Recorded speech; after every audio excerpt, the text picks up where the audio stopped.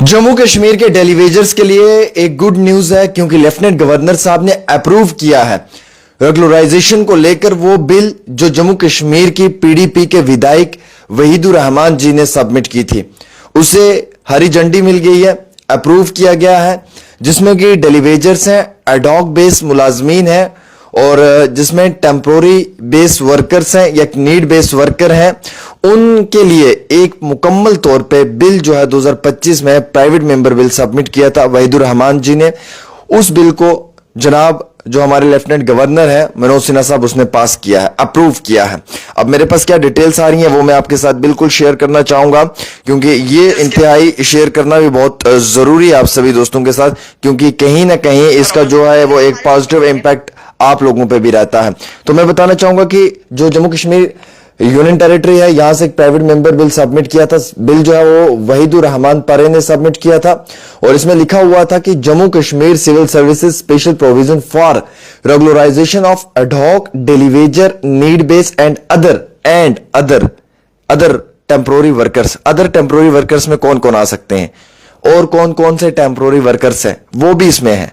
एक जो डेलीवेजर है, एक एडहॉक डेलीवेजर्स, उसके साथ साथ नीड बेस और कुछ जो मुख्तलिफ टेम्पोररी वर्कर्स हैं वो भी आएंगे। और ये बिल जो है ये बताई गई है यहां पे वर्कर्स एक्ट ऑफ 2025। उसके बाद ये जो है ये फिर इन्होंने लिखा, मुकम्मल तौर पे सबमिट किया। अब हालिया ही इसका जवाब आया है और जवाब लेफ्टिनेंट गवर्नर साहब ने दिया है। उन्होंने कहा कि section 36 of the Jammu and Kashmir reorganisation act 2019, Manoj Sinha lieutenant governor union territory of Jammu and Kashmir, जो उनको इंट्रोडक्शन दी गई थी जम्मू कश्मीर की कानून साज असेंबली से, यूनियन टेरिटरी से, जिस बिल को जो है वो ऑन बोर्ड किया था, जिस स्टाइल में किया था, उस चीज को मद्देनजर रखते हुए जम्मू कश्मीर सिविल सर्विसेज के special provisions for regularisation of ad hoc daily wager need base and other temporary bill 2025 LA private bill number 8 of 25 इस पर साइन हो गया, ये मंजूरी मिल गई है। अब ये खुशी की खबर है कि सभी जो हमारे मुलाजमीन हैं, डेलीवेजर हैं, वो बहुत जल्दी पक्का होने जाएंगे क्योंकि अब असेंबली ने भी पास कर दिया और लेफ्टिनेंट गवर्नर साहब ने भी अप्रूवल दे दिया। लेकिन आज का दिन बड़ा इंतहाई अहम दिन रहेगा। आज भी अगर ड्रामेटिक सीन क्रिएट ना हुए, मछली मार्केट की तरह असेंबली के अंदर जो है वो हंगामा ना हुआ, सिर्फ झगड़े ना हुए, अगर किसी ने कोई बात की बैठकर किसी मौकफ पे, किसी एजेंडा पे, किसी तरीके से, किसी इखलाक में, किसी डिसिप्लिन के अंदर, तो आप ये मानो कि ये दिन बड़ा अहम तरीन दिन है डेलीवेजर्स के लिए, क्योंकि इस बिल के ऊपर भी चर्चा होगी और चर्चा होने के बाद असेंबली से भी इस बिल को जो है वो ग्रीन सिग्नल मतलब सभी नेताओं की जानिब से दे दिया जाएगा या फिर इस बिल को मुस्तकबिल के लिए जो है वो जम्मू कश्मीर की कानून साज असेंबली से जो है वो भेजा जाएगा। पर अफसोस ये है कि अगर आज भी असेंबली में हंगामा रहा, लड़ाई फसाद झगड़ा रहा, तो आप ये मानकर चलें कि आज का दिन भी जो डेलीवेजर्स के लिए उसका कोई फायदा नहीं आएगा। क्योंकि मैं क्लियर करना चाहूंगा दोस्तों, इसलिए क्योंकि आज इंतहाई अहम तरीन दिन है और जानकारी के मुताबिक जो इतला आई है कि जितने भी मेरे डेलीवेजर भाई हैं, जो मेरे एडॉक बेस वर्कर मुलाजमीन है या नीड बेस वर्कर जो हमारे भाई हैं, उनको रेगुलराइज करने में सरकार बिल्कुल मन बनाकर बैठी हुई है। चाहे वो उमर अब्दुल्ला की सरकार हो या एलजी की सरकार हो, आप लोग परमानेंट हो, ये बात आप मेरी याद रखना। आज नहीं तो कल हो, लेकिन आप जरूर परमानेंट हो और विद इन नो टाइम आप लोगों को परमानेंट पॉलिसी में लाया जाएगा। बस कुछ ही दिन की बात है, फिर आप परेशानी मत लें, क्योंकि इस बजट में आपका नाम नहीं आया, अगले बजट में आपका नाम आना जरूरी है। अगर नाम नहीं आएगा उमर अब्दुल्ला की सरकार गिर जाएगी, ये भी मैं आपको बता दूं। तो आप लोग इस वक्त प्रायोरिटी पे हो, लिहाजा इसीलिए एलजी साहब ने भी आप लोगों को ग्रीन सिग्नल दिया है। इसीलिए जो है वो वहीदुर रहमान पर की जो बिल है उसको जो है वो प्रॉपर तरीके से सबमिट करने के बाद उसे भी ग्रीन सिग्नल दिया। वरना आपको पता है वहीदुर रहमान पर पीडीपी का एमएलए है, लेफ्टिनेंट गवर्नर मनोज सिन्हा साहब जो हैं वो क्या पता पीडीपी के आइडियोलॉजी से बिलीव तो करते नहीं, उन पे एतमाद यकीन तो करते नहीं। कई सारे बिल्स को रिजेक्ट कर दिया जाता है। सरकार की अपनी पॉलिसीज होती हैं, सरकार की पॉलिसी बनाने वाले अपने लोग होते हैं, वो अपने तरीके से इंट्रोड्यूस करते हैं, वो किसी के कहने पे थोड़ी करते हैं। लेकिन अगर ये सब हो रहा है तो उसका मकसद ये है कि आप लोगों के लिए इंतहाई बड़ी खुशी की बात है। वैसे ही मैं आपको बताना चाहूंगा जनाब कि वोकेशनल टीचर्स जो हैं वो प्रोटेस्ट कर रहे हैं, उनकी कोई सुनवाई नहीं है, उन पे लाठीचार्ज हो रही है। ईद के दिन भी उन्हें जो है वो हवालात के अंदर डाला गया उन पर जुल्म तशद्दुद हुआ। NYC के मुलाजमीन की वही 2-2.5 हज़ार रुपये सैलरी है, उनके लिए कुछ भी नहीं है। वैसे ही कॉन्ट्रेक्चुअल कुछ और भी मुलाजमीन है, रैबरे खेल है, रैबरे जंगलात है, या हॉस्पिटल डेवलपमेंट फंड के मुलाजमीन है, उनके साथ भी यही जुल्म ज़्यादती हो रही है। तो काफ़ी एक बड़ा जो यानी कि एजेंडा है उस पर काम करने की ज़रूरत है। और जैसे कि असेंबली में चल रहा है जो ये सब ड्रामेटिक सीन है। देखो, आपको पता है कि मैं अल्लाह और अल्लाह के ज़ात से डरता हूं, उसके सिवा किसी से नहीं डरता हूं, कोई मेरा बाल बाका नहीं कर सकता है।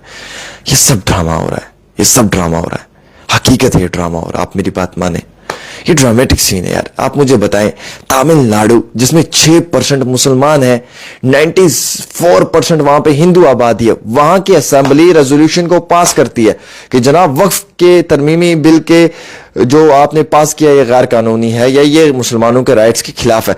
Jammu Kashmir full Muslim majority state है, अब तो यूनियन टेरिटरी, मतलब हम इसे स्टेट ही कहेंगे, यहां से पास नहीं होता है रेजोल्यूशन। हमारे स्पीकर साहब कहते हैं मैटर सब जुडिशियस है, हम इसके ऊपर बात नहीं कर सकते हैं।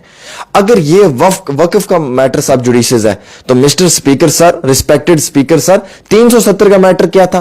370 भी तो सब जुडिशियस था। फिर आपने 370 का रेजोल्यूशन स्पेशल स्टेटस के ऊपर कैसे पास किया? या तो वो स्पेशल स्टेटस जो रेजोल्यूशन था वो 370 से जुड़ा हुआ नहीं था, इसीलिए पास हो गया।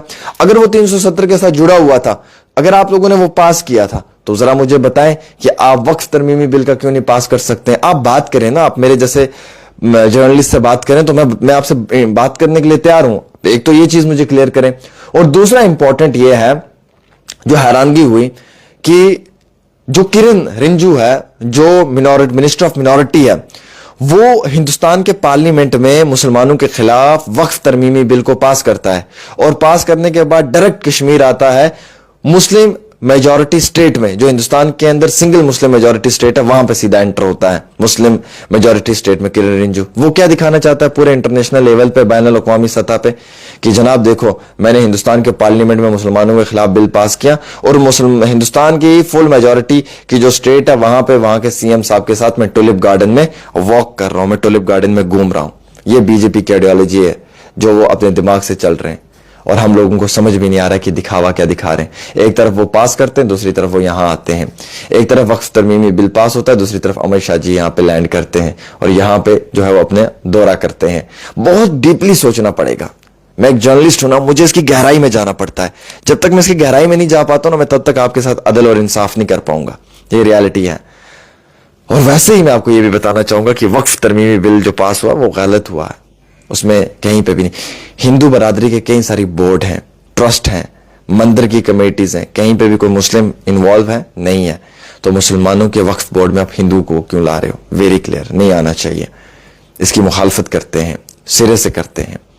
और दूसरी बात है कि ट्रिब्यूनल की ताकत बहुत ज्यादा रहती है, आप उसको खत्म करके एक डिस्ट्रिक्ट कलेक्टर को ताकत देना चाहोगे? यानी कि कल को जो जमीन है उसकी जो वेरिफिकेशन है या वेरीफाई जो है वो DC करेगा, ट्रिब्यूनल को आपने साइड कर दिया। और आप कल को जो वो मस्जिदों, दरगाहों या कब्रिस्तानों के दस्तावेज मांगोगे, कागजात मांगोगे, और अगर हमारे पास कागजात नहीं हुए तो क्या आप हमारी कब्रें जो हैं या जहां पर हमें लोगों को मदफून दफनाना है उसके लिए जगह भी नहीं मिलेगी? ये कौन सा अदल और इंसाफ है? आप ही बताएं मुझे। तो लिहाजा कई सारे इंपॉर्टेंट पॉइंट्स है जिस पर बात करने की जरूरत है। वैसे मीर वाइज उमर फारूक ने भी बड़ी फटकार लगाई, उन्होंने कहा मोहतरम 6% तमिलनाडु में मुस्लिम स्टेट है और ये हालात है, आप यहाँ पे फुल मेजॉरिटी होके कुछ नहीं कर पा रहे। बहरहाल बात में बात निकलेगी तो बहुत सारी बातें निकलेंगी। मैं उतनी बात करना चाहता हूँ जितनी बात मेरे नॉलेज में है। मैं ज़रूर इस वक्त जम्मू कश्मीर की कानून साज असेंबली में बैठकर बात करता और वहाँ से आप तक बात पहुँचाता, लेकिन मैं आउट ऑफ स्टेशन हूँ, मैं जम्मू कश्मीर से बाहर हूँ। एक छोटी सी रिपोर्ट आमिर के साथ।